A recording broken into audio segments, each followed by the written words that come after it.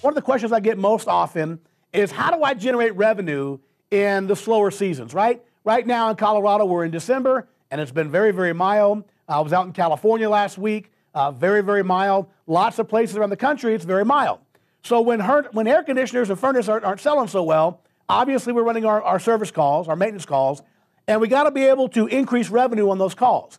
There's no better way to do that. It's a year-round problem, and that is indoor air quality. You got to be able to sell more indoor air quality products to drive your average ticket and to maintain revenues in the slower times of the season. Now, we are very fortunate here at EGIA University to have on staff Mr. Steve Morris, one of the nation's leading experts in selling indoor air quality products. That's what's so great about EGIA. They got the smartest guys and me, so a bunch of smart guys and me, right, to teach you everything you have to know. So this week we had the opportunity, Steve sat down with our very own John Ketchell and talked about how do you sell indoor air quality products when you're in the house with a service call or a sales call. So join me right now in watching this wonderful interview and this brilliant insight from Steve Morris, interviewed by Mr. John Ketchell. Hey Steve, thanks for taking some time to join us today. For all the viewers that don't really know you yet, give us a little background on your company and what you guys do. Well, thanks, John. Thanks for having me today. A little bit about our company is we started in 1982, kind of before it was cool to get into IAQ. So we've been doing this a long time. We started in the commercial division. We do a lot of commercial work with hospitals, casinos, courthouses. We just did a $5 million job out in New York City with all the courthouses there. So we got a substantial commercial division that we kind of play off on in our residential market as well. So what we've done in the last 28 years now is develop a training regimen for technicians and sales people, but it's really keyed in towards the technicians because at the end of the day, they see more people than our sales guys do. And I'm not against the sales guys at all. And we'll train them just like we will the technicians. But the technicians, I think, need more of a communication process and training than the typical salesman does. Because when you ask a question of our training sessions, you technicians, how many of you technicians here became a technician to sell stuff? Hardly any hands come up. I became a technician to fix things. So how do you fix stuff? So we don't teach them how to sell indoor air quality. We teach them how to fix a problem that a product can address. So Steve, I want to learn how to sell IAQ. What is my first step? And I'm going to guess that it's the mindset. We like to focus on the mindset here. Well, it's the mindset not only of the technician, it's the mindset of the owner and the manager of the companies. They have to build a culture for accessory sales. They have to build a culture where they're getting the right people on the bus that are willing to communicate this stuff on every single call.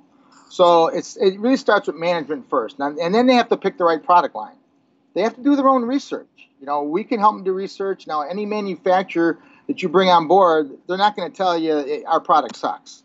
They're going to say their product's great. Well, you can go online now and check it out and check the things out about different technologies and get to understand it. So do a little bit of research. Use your guys like ourselves, our company, the experts, to get some information on. Now you feel good about it. Now the next step is we got to get your technicians to feel good about it. That we got to get, you hate to say it, but we have to get their buy-in.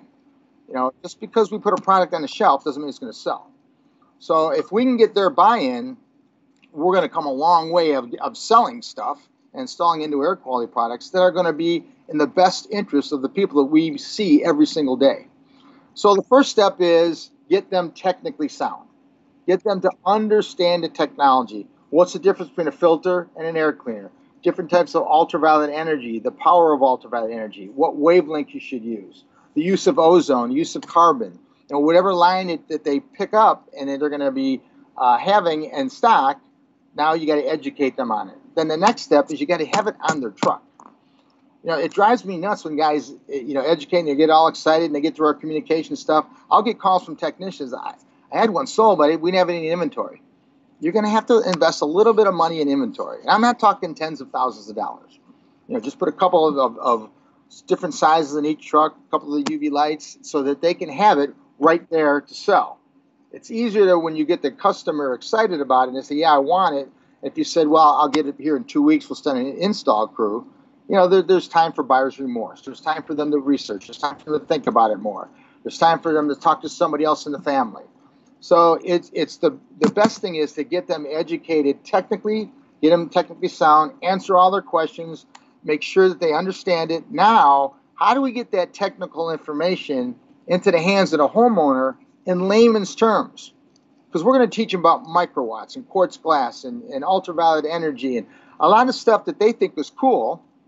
But unless they're talking to scientists and engineers, typical homeowner is not going to care about it. They want to know what's in it for them.